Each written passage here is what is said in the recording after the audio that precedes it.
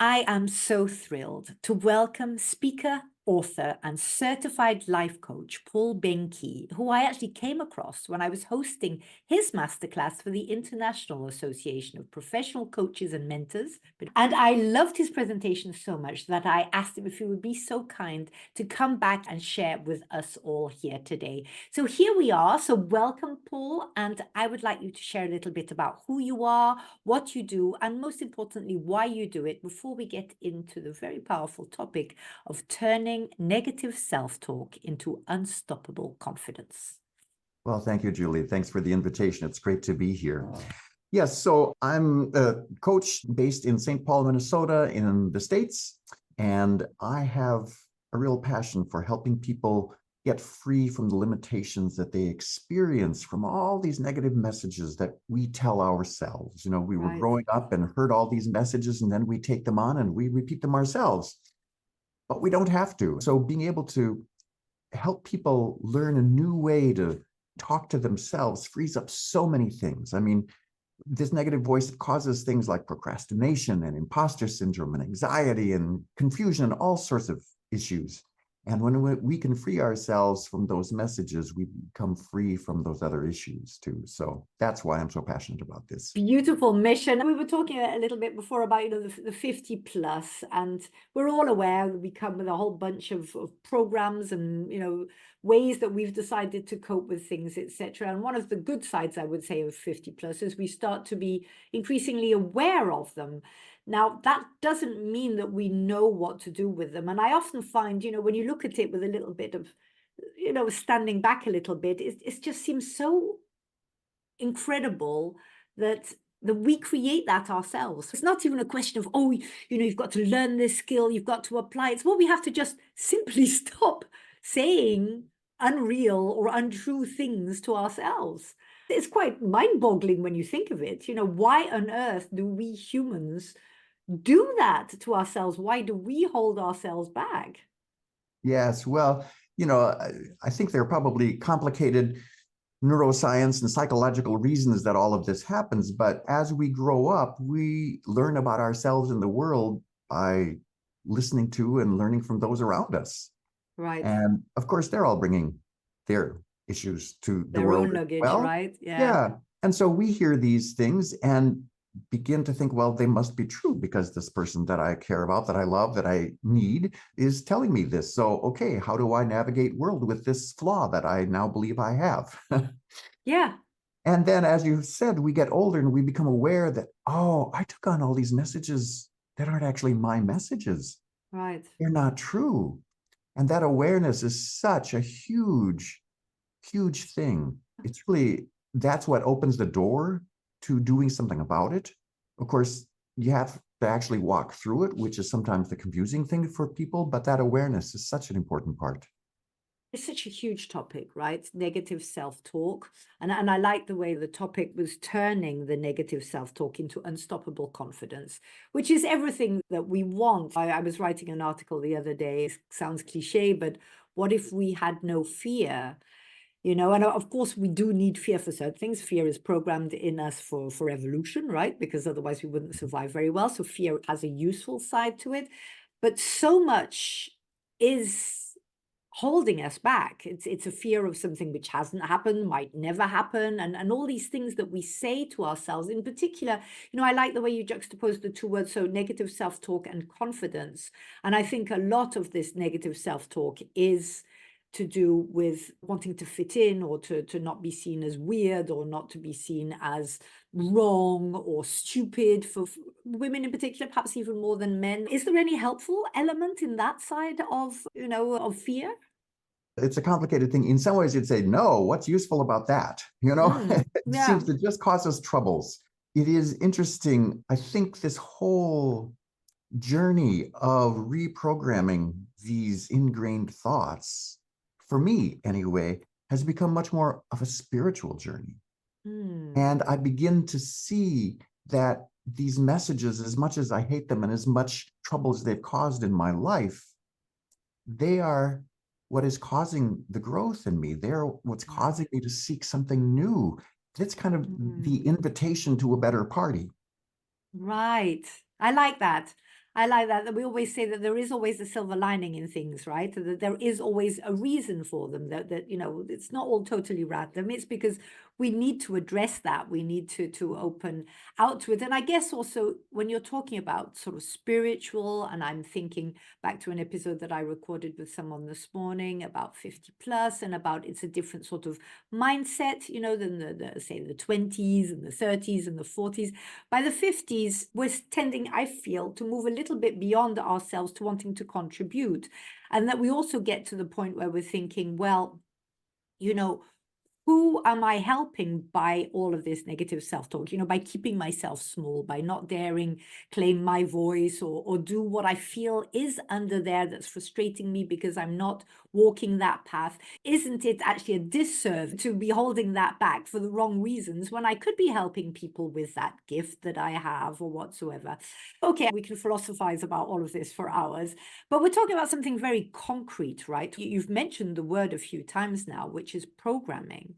Right. So we're saying that these negative self-talks and limiting voice, etc., they are not us, right? This is not what we came here with, when we were that little embryo or baby or whatsoever. It was not there, right?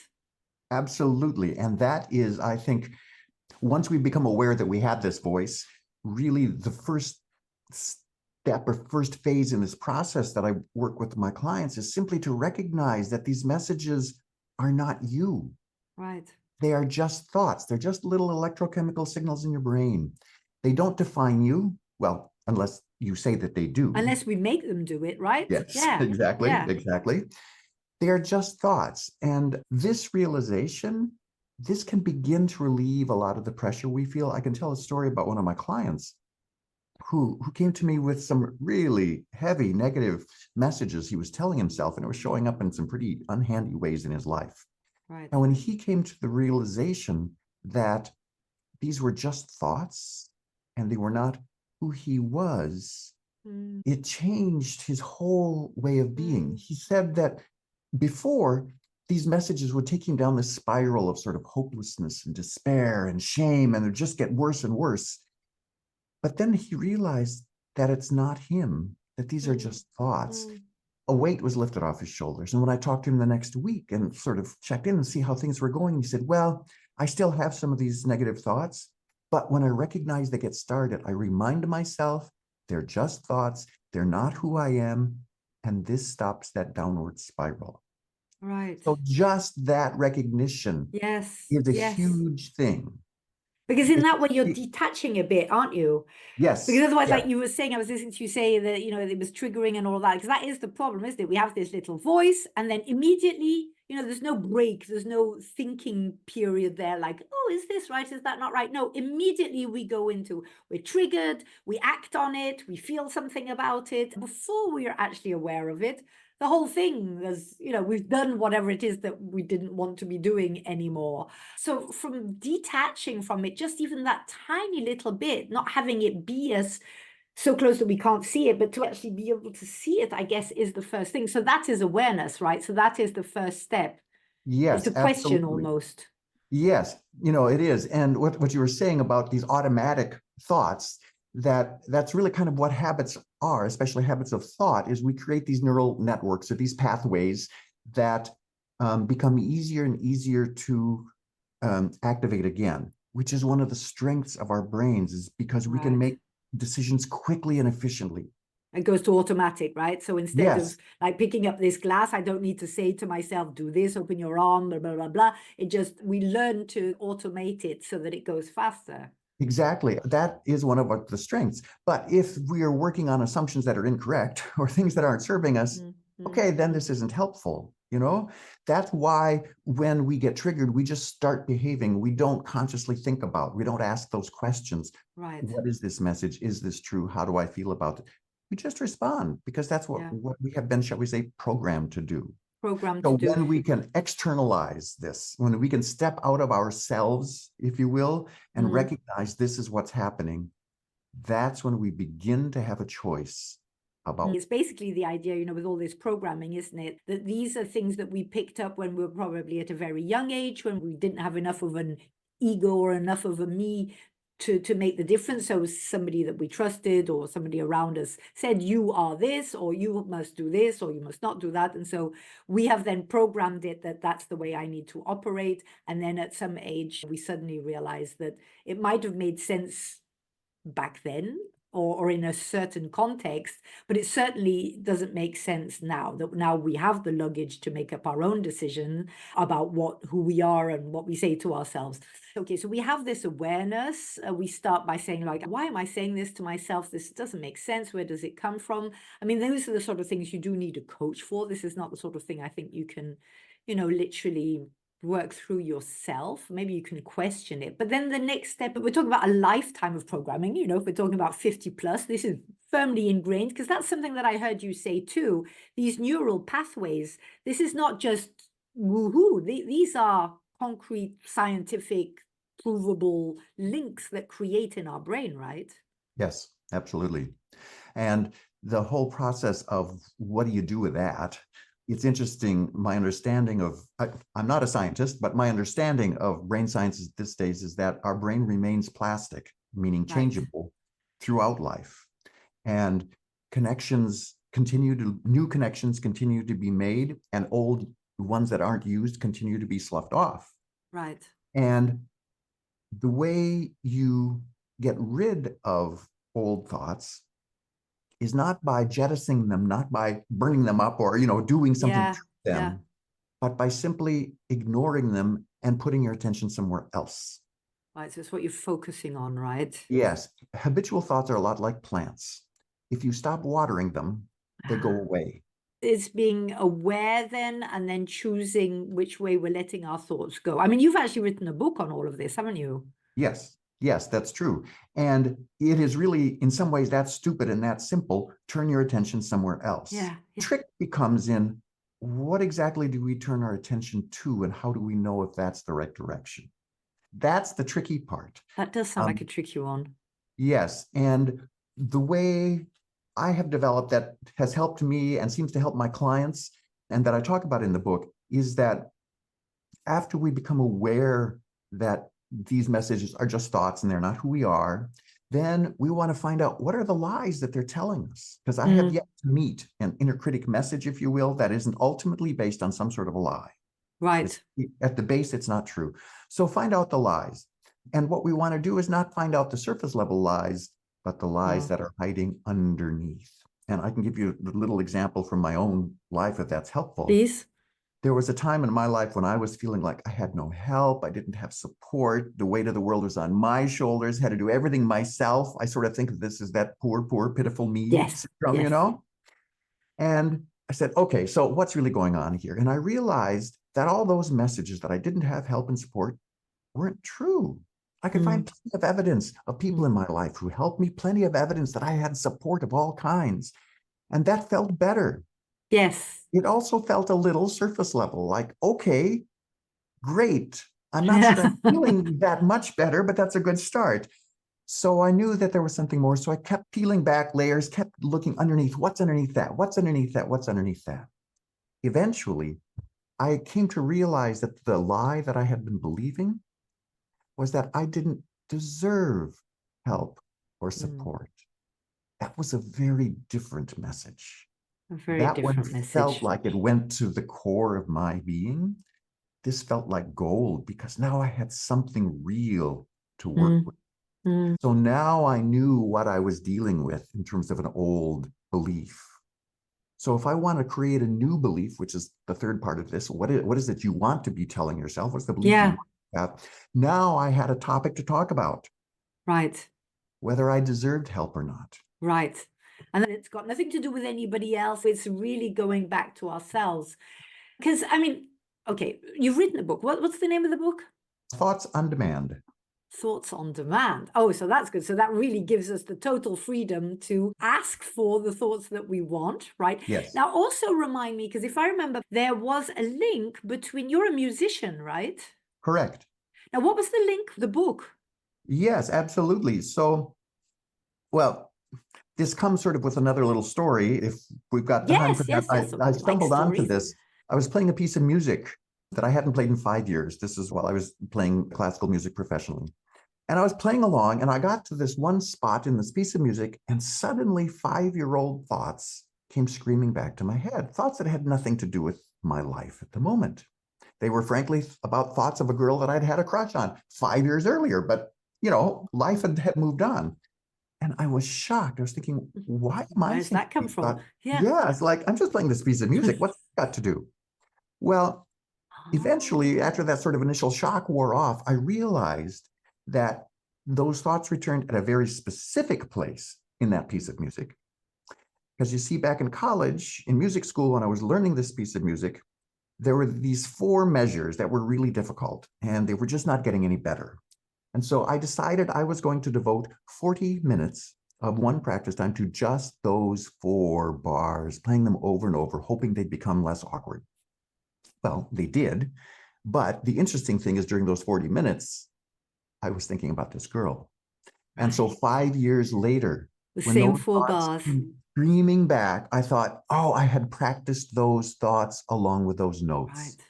So So it really shows how we put stuff together, and it's just wired. It's, I Yeah. guess, in the same way on a sort of lower level, let's say, like people who wire together coffee with cigarettes sort of thing, and when they're stopping smoking, need to detach from the idea that coffee means cigarette, or misery or frustration means go to the kitchen and eat some comfort food. All those sort of things which we're aware that we're doing, we're like triggered, but we're like taken over by some sort of gremlin which suddenly seems to have a life of its own. And before you've actually woken up to what you're doing, you're in the kitchen stuffing yourself with something that you didn't actually want to eat.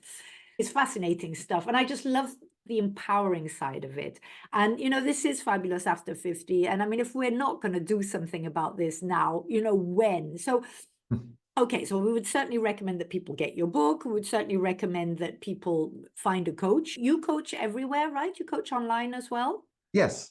Most of my coaching is done online. I've got, clients in the States, in Mexico, and Canada. And you're really all over. specialized in this negative self-talk, right? And I mean, to be honest, that's everything, isn't it? Well, it affects, virtually everything. I'm having trouble finding things that it doesn't affect. Let's say Yes. that. Yes. No, but that's what I'm thinking. When we talk about absence of fear and absence of triggers and absence of that, if we're just entirely free and clean to do what we want to do and react in the way that we want to do. But I mean, so I would say that then covers everything. But okay, that's another story. So what are the different stages? I'm not asking you to reveal all your trade secrets here for free for us, but for those who are just listening and are thinking, I know that lots of the things that I do cause me misery and they hold me back, and they're not empowering. They're not who I know I am somewhere in there. What should they do? Well, really, I think it's this process, and I'm happy to share how this pathway basically works. Again, it's recognizing those thoughts are not you, recognizing that they're not true, and the tricky part is getting down what's underneath those surface level lies, what's really at the bottom. And you're almost always going to find some sort of a message of worthlessness. Right. That there's something wrong with me. I'm not who I'm supposed to be. So what sort of questions would lead to that? To be honest, I mean, I'm a coach too, as you know. I do believe that certain things we need that outside person who holds our best interests at heart, but who just sort of mirrors, who just asks, and who just genuinely says, oh, interesting, so you say this, and that we start to think like, oh yeah, why on earth? So that we come to our own sort of thing, but we need somebody to hold up that mirror, because these are things that we've been doing blind or dumb and deaf and everything for a long time. So it's hard to detach from them and to then think, oh, but I don't have to act that way.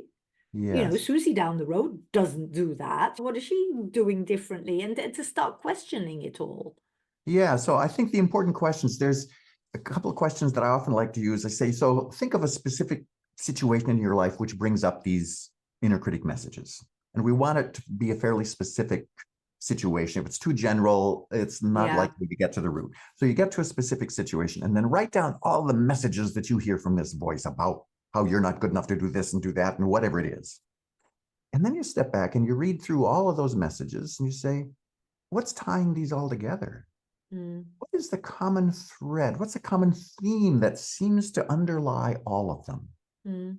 And then put that in sort of one sentence. And that is likely getting to be close to that core of the belief. Right. That's underneath all the other ones. This is a little tricky and is way easier if you've got somebody to help show that mirror to you and help you sort of weed through this. I personally believe that too. Yeah. Absolutely. Yeah. Is it possible to do it on yourself? Well, I do it with myself now, but I've done it so many times with other people that I kind of know the themes in my life. I think that's it. You learn how to do it, and then you can replicate it on other beliefs and things like that. But there is a certain, if we want to do it really deep, right, as you say, instead of just sort of saying, oh, okay, from now on, I'm going to say to myself this and this. Okay, Yes, great, but that's not going to happen. Exactly. And then once we've sort of uncovered what that core lie is, then we want to create a new belief that does serve you.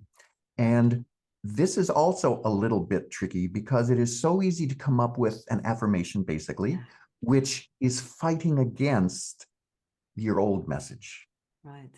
And all that opposition does is water the old message. Exactly, because you're saying we mustn't focus on it. So if we are, okay, I get you. So we need to come up with something that, shall we say, does an end run around your old message, but addresses the core issue. Right. And we know that you're getting where you need to be when you say this to yourself and your heart sings and you says, yeah, that's it. Because I mean, we do talk a lot about affirmations and all of that, but sometimes it sounds like it's not really us. It doesn't mean anything. It doesn't say anything. So it's not just words. If those words aren't attached to an emotion and an inner reaction, then you can say it to yourself until you want. That's not what you're going to really believe, right? It's just something that you're going to do, as you're just going to say it. Yes, exactly. Affirmations do work. And the reason we know they work is because this is what the inner critic has been doing for decades. It's been telling you the same things. Okay, it's maybe more condemnation than affirmation, but the process is the same. So the process is good, but finding the right affirmation for you, we've all got these really custom designed self-doubts or custom created ones. We need custom designed solutions.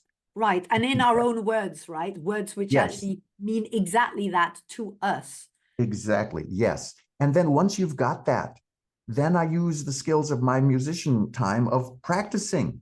Yeah. You begin to make this a habit by consciously thinking this and deciding, I'm going to be thinking this for you. Create those neural networks that you use over and over. And eventually they just become your belief and they become automatic. That's right. If you automate it longer. So would you say this is a very lengthy process? Yes and no. You can have amazing changes amazingly quickly. Having deep, sustainable, long-lasting change that filters out through your entire life. Yeah, this is a lifelong journey. Yeah, because it's a different mindset, right? It's something which shouldn't be separate from us. It's literally how we're living, how we're showing up in life. And the talk that we say to ourselves is we do it all the time. I mean, that we can't run away. And also what I like you're saying is you're saying also don't ignore it. Because I know lots of people say, oh, don't listen. That's running away. That's fear again, right? And then you say don't focus on the thing at all. But if we're frightened of it, we are constantly thinking about it because we're scared that it's going to turn up its ugly little head and make us do whatever thing is that we don't want to be doing anymore. Yes. And that is often creates an experience in us, again, that activates that worthiness. Oh, something's wrong with me. Something is broken because I keep thinking this. Don't think this that way. I'm not broken. No, we just recognize, oh, yeah, this is what I'm thinking. This is what is. I accept this. I'm not condoning it. I'm not even going to tolerate it, but I accept that this is what is. Now, what do I want to do? And there again, even in the way that you're saying it, I see this lightness and this almost playfulness, almost curiosity around it, which is again detaching from the thought is not you. Right. So it's you're a bit like, oh, hello, you, where did you come from? Yes. Okay, thank you for saying that to me. I guess you had a good reason originally, but actually, I'm a big girl now. That sort of playfulness instead of all of this anguish. And sometimes I find we push, the determination. And I know I've had clients, stand there, they're repeating 10 times, 5 times a day, their affirmation. But I'm saying, how do you feel when you do that? Well, just determined. And I'm like, well, I'm not 100% sure that's going to be, effective. It's not mind over matter, right? Is it? It's literally, we've got to feel it with not our mind, but with the rest of us. Yes. And I will bring also another aspect that I learned as a musician. My wife is a musician too, and we were talking about students and practicing. She's not the same one you had a crush on when you were practicing those No, footballs. it was many years later. But she was talking with her students about practicing things, repeating them many times over so that you get good at it, because there was this one part that a student was having trouble. Well, she comes back to the lesson the next week and says, I played this 10 times and it's just not any better. My wife was thinking, 10? Well, I was thinking 100,000, Yeah. 10,000, practicing is a long-term thing that you do many, many, many times. Right. And I can imagine for some people saying, oh, that feels like too big. This is kind of a burden. It's like, well, what's it worth to you? Do you want to change this voice? And if so, you just keep practicing. And you do it with a spirit of joy, of moving forward, of, becoming the whole you with the good voice, with your pure voice and not a voice you've picked up along the way. I think that has a lot to do with it as well, right? Yes, if you've got a beautiful vision to move forward to, it gets easier. And it's same with the piece of music you're talking about. If you want to feel that and present it and play it exactly in the way that you have it in your head, then that will help you practice 100 times rather than be, I've got to get this right. Yeah. Exactly. If the message is the right one, it inspires you to practice. Very wise words. And it's a little like, well, if you were to drive from, let's see, you're in Amsterdam, I believe. If you were to drive from Amsterdam to, let's say, Seville in Spain, get in your car and you're driving along, and after a while you think, oh my gosh, I'm never going to make it. This is just too long. I think I'll just turn around and go back because I'm not going to make it. You don't do that because if you keep driving, you're going to get there. It is the same with practicing this. Right. You just keep practicing and you get there. That's right. You're focusing on the end. You're trusting that, there's no reason why you shouldn't. So again, not that negative voice of you're never going to manage. Paul, fantastic. I mean, we're almost at the end here. Any last words of wisdom you would like to share about transforming these negative voices into unstoppable confidence? Just saying it makes me feel alive. Well, I'm glad to hear that. I guess I will just close with one of the things that I close with in the book is that anything that you are suffering from, and of course we suffer a lot with these negative messages, a broader perspective, stepping back from it and taking a broader perspective will always reduce the suffering. If there's one message that I'd like to share, it's that. Perfect. So basically create that space so that you can step back and just look at it and question, right, in a playful way. Paul, thank you very, very much. For those of you listening here, I remind you the book is called Thoughts on Demand. And for those who are, for example, in the train and not looking at the show notes, where can they get a hold of you, Paul? Actually, there's a website for the book where they can contact me also at thoughtsondemand.org. Perfect. That's an easy one for everybody to remember. Thank you very much for sharing with us here today. And great for the rest of us, right? Let's literally create that space, ask ourselves the questions and live the life that we're meant to live, looking and focusing in the direction that we want to go. Thank you very much.